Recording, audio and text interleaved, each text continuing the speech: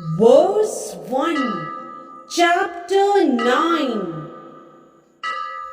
Shri Bhagavanuvacha idam tutte guhyatamam pravakshyamyana suyave jnanam vijnana sahitam yajñātvā mokṣase śrubhāt.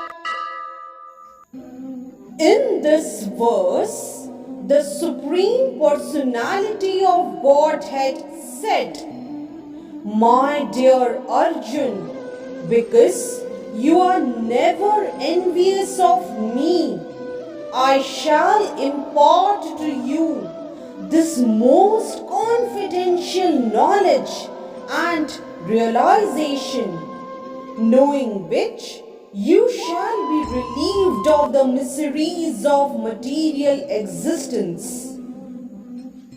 Elaborating on the above thought, as a devotee hears more and more about the Supreme Lord, he becomes enlightened.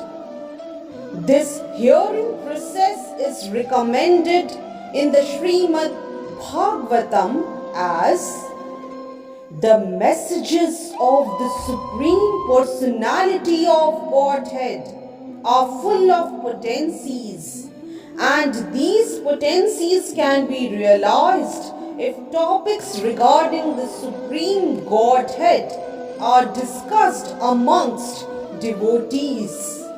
This cannot be achieved by the association of mental speculators or academic scholars, for it is realized knowledge. The devotees are constantly engaged in the Supreme Lord's service. The Lord understands the mentality and sincerity of a particular living entity who is engaged in Krishna consciousness and gives him the intelligence to understand the signs of Krishna in the association of devotees. Discussion of Krishna is very potent, and if a fortunate person has such association and tries to assimilate the knowledge, then he will surely make advancement towards spiritual realization. Lord Krishna, in order to encourage Arjun to higher and higher elevation in his potent service, describes in this 9th chapter matters more confidential than any he has already disclosed. The very beginning of Bhagavad Gita, the first chapter, is more or less an introduction, and in the second and third chapters, the spiritual knowledge described is called confidential. Topics discussed in the 7th and 8th chapters are specifically related to devotional service, and because they bring enlightenment in Krishna consciousness, they are called more confidential. But the matters which are described in the 9th chapter deal with unalloyed, pure devotion. Therefore, this is called the most confidential. One who is situated in the most confidential knowledge of Krishna is naturally transcendental. He therefore has no material pangs, although he is in the material world. In the Bhakti Rasamrit Sindhu, it is said that although one who has a sincere desire to render loving service to the Supreme Lord is situated in this conditional state of material existence, he is to be considered liberated. Similarly, we shall find in the Bhagavad Gita, 10th chapter, that anyone who is engaged in that way is a liberated person.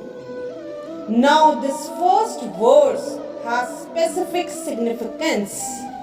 The words idam jnanam, that is, this knowledge, refers to pure devotional service which consists of 9 different activities, that is, hearing, chanting, remembering, serving, worshipping, praying, obeying, maintaining friendship, and surrendering everything. By the practice of these 9 elements of devotional service, one is elevated to spiritual consciousness, that is, Krishna consciousness. When one's heart is thus cleared of material contamination, one can understand the signs of Krishna. Simply to understand that a living entity is not material is not sufficient. That may be the beginning of spiritual realization, but one should recognize the difference between activities of the body and the spiritual activities of one who understands that he is not the body. In the 7th chapter, we have already discussed the opulent potency of the Supreme Personality of Godhead.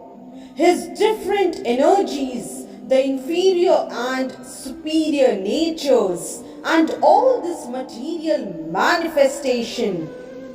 Now, in chapter 9, the glories of the Lord will be delineated. The Sanskrit word anasuyave in this verse is also very significant. Generally, the commentators, even if they are highly scholarly, are all envious of Krishna, the Supreme Personality of Godhead. Even the most erudite scholars write on Bhagavad Gita very inaccurately.